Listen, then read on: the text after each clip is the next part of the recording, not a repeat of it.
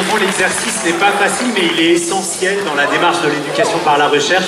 C'est quelque chose qui va donner vraiment toute son importance à votre projet, de pouvoir venir partager ici, avec d'autres personnes, que ce soit des enfants ou des adultes, et bien tous les résultats de votre recherche, mais aussi, ça a été très bien dit tout à l'heure, les difficultés qui ont été rencontrées. Je crois que c'est une de ces jeunes filles qui a eu cette phrase. L'important, ce sont les questions qu'on arrive à se poser, même si on n'obtient pas toujours les résultats.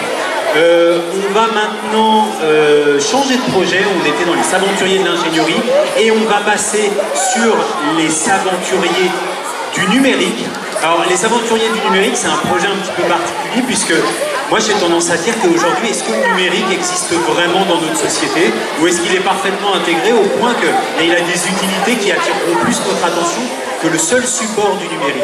C'est un petit peu ce qui va se passer avec les 3 classes qu'on va entendre à présent. Ce sont les 3 classes qui ont participé au projet Héros, Mytho, Mi-Robot. Je crois que c'est ça.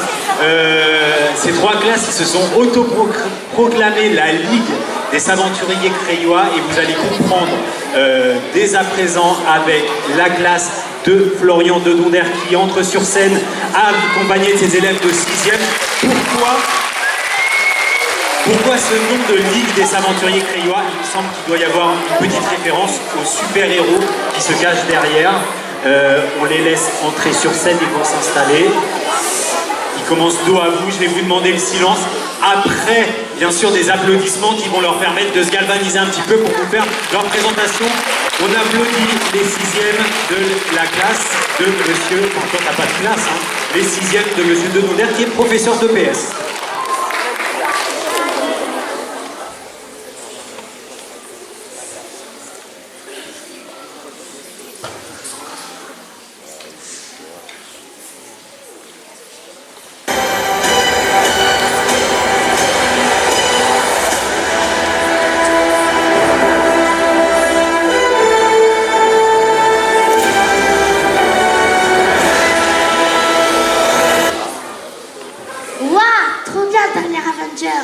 Ouais, carrément, ça tue. C'est qui ton personnage préféré? Moi, c'est Spider-Man. Moi, c'est Wolverine. Moi, c'est Hulk. Moi, c'est Ant-Man. Je pense que ça fait pas assez réaliste. Pourquoi tu dis ça? Ces super-héros avec leurs super-pouvoirs, c'est abusé. T'imagines si on pourrait avoir des super-pouvoirs dans la vraie vie?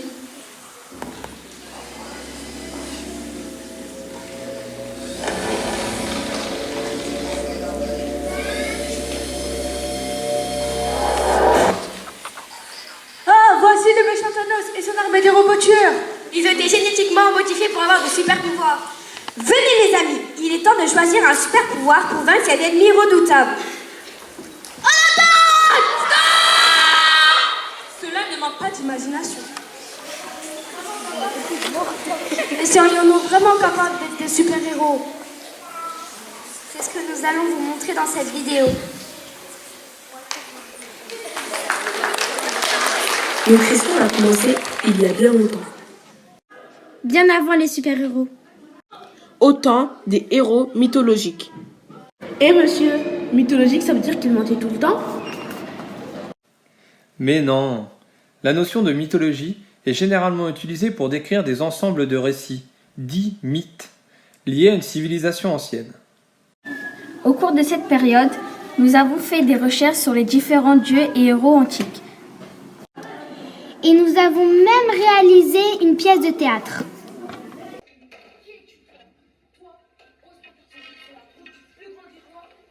Je suis Léonidas, roi de Sparte, la guerrier d'excellence. Je suis venu vous arrêter, toi et ton armée d'esclaves asservis. Que tu es prêt. Tandis que nous aimons nos enfants à la guerre dès le berceau. Crois vraiment une force peur. Martial, quel est votre métier? À vous! À vous! Après avoir étudié ces héros, nous nous sommes rendus compte que nos super-héros modernes étaient largement inspirés de ces personnages. Hermès pour Flash. Poséidon pour Aquaman. À partir de ces informations, nous nous sommes mis à travailler ensemble sur la recherche d'une problématique sur le thème super-héros. Après avoir mis le cerveau en ébullition, Nous en sommes arrivés à cette problématique. Peut-on nous aussi devenir un super-héros? Regardez, je suis Spider-Man. Je crois qu'on est débusqué là. On a donc distingué deux catégories de super-héros. Ceux qui ont leur pouvoir depuis leur naissance ou d'origine inconnue, Superman ou Wonder Woman. Ceux qui n'avaient pas de pouvoir et qui les ont obtenus, Spider-Man, Hulk, Flash et X-Men. Nous nous sommes donc concentrés sur cette deuxième catégorie en effectuant des recherches sur ces différents personnages. Lors de nos recherches, nous nous sommes rendus compte que ces super-héros ont tous été victimes d'un accident entraînant une mutation de leur ADN. Qu'est-ce qu'une mutation? Une mutation est une modification rare, accidentelle ou provoquée de l'information génétique. Qu'est-ce que c'est l'ADN? Acide désoxyribonucléique. Acide désoxyribonucléique. Acide désoxyribonucléique. En vrai, acide désoxyribonucléique. Bon, reprenons du début. Notre corps est constitué de cellules. Monsieur, moi aussi je suis en cellule. C'est la plus petite unité vivante capable de se reproduire de façon autonome. Notre corps est constitué de milliers de ces cellules. À l'intérieur de chaque cellule, on trouve un noyau. À l'intérieur de ce noyau se trouvent des chromosomes. Chaque chromosome est constitué de molécules d'ADN, un peu comme si on déroulait une pelote de laine. L'ADN est formé de deux brins enroulés l'un autour de l'autre pour former une double hélice. D'ailleurs, si l'on déroulait tous les brins des cellules composant le corps humain, cela permettrait de faire plusieurs fois le tour de la Terre. L'ADN est divisé en séquences que l'on appelle gènes. Un gène est une petite portion de chromosome et donc d'ADN, Qui prédétermine un trait précis de la forme d'un organisme vivant. Il y a donc un gène responsable de la couleur de nos yeux. Un gène responsable du type de cheveux. Mais il en existe des milliers dans notre corps. Il détermine notre personne et qui on est. L'ensemble de nos gènes forme notre génome. Une fois avoir découvert les gènes. Ah monsieur, j'ai un truc qui me gêne là. Une fois avoir découvert les gènes, tout s'est accéléré. Si l'on veut devenir des super-héros, tout comme Spider-Man, il suffit alors de modifier notre ADN et donc nos gènes pour obtenir des super-pouvoirs.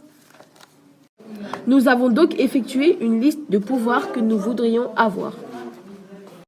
Et nous avons effectué des recherches pour trouver des êtres humains ou des animaux qui possèdent ces capacités. Être rapide comme Flash. Nous nous sommes intéressés à Usain Bolt, qui est l'homme le plus rapide sur Terre. Suite à nos recherches, nous avons pu constater qu'il possédait un gène spécial. Le gène ACTV3-RR, que peu de personnes possèdent, responsable de sa vitesse. Avoir le pouvoir de régénérer ses membres. L'axolotl est un animal amphibien qui a la capacité de se régénérer. En effet, il est capable de reformer le membre de son corps, amputé grâce à une multiplication rapide de ses cellules. Avoir le pouvoir de sauter très haut. Nous nous sommes donc intéressés à Donald Thomas, l'homme qui saute le plus haut au monde. Suite à nos recherches, nous nous sommes rendus compte qu'il avait subi une mutation génétique. En effet, il a un tendon d'Achille beaucoup plus long que les autres. Ce qui lui permet de sauter très haut. Être immortel. Nous nous sommes donc intéressés à une méduse, la Turritopsis, qui a le pouvoir de rajeunir ses cellules à l'infini. Elle est donc, grâce à ses gènes, immortelle. Toutes ces personnes ou animaux possèdent des gènes qui sont responsables de leur pouvoir. Maintenant, la question est de savoir comment peut-on modifier notre ADN et donc nos gènes. La méthode CRISPR-Cas9 ou ciseaux génétiques. Cette méthode permet de modifier nos gènes en coupant une partie de notre ADN. On insère d'abord dans la cellule la partie d'ADN que l'on voudrait remplacer. Intervient ensuite le CA9, une enzyme qui va couper cette partie. Enfin, les scientifiques vont combler la coupure par le nouveau fragment d'ADN inséré auparavant. Ainsi, l'on peut remplacer une gène défectueux par un gène sain. Avec cette méthode, les chercheurs ont réussi à modifier les gènes humains. Pour l'instant, les scientifiques utilisent cette méthode pour réparer un gène malade afin de soigner les individus. Mais une équipe chinoise a testé la méthode sur des embryons humains. Ce qui veut dire que l'on pourrait transformer l'ADN d'un enfant à naître et pourquoi pas l'implanter un jour les gènes que l'on veut à notre enfant. Il n'est donc pas impossible que dans quelques années, Et avec l'avancée de la science, On puisse un jour devenir de super-héros. en attendant de devenir des super-héros,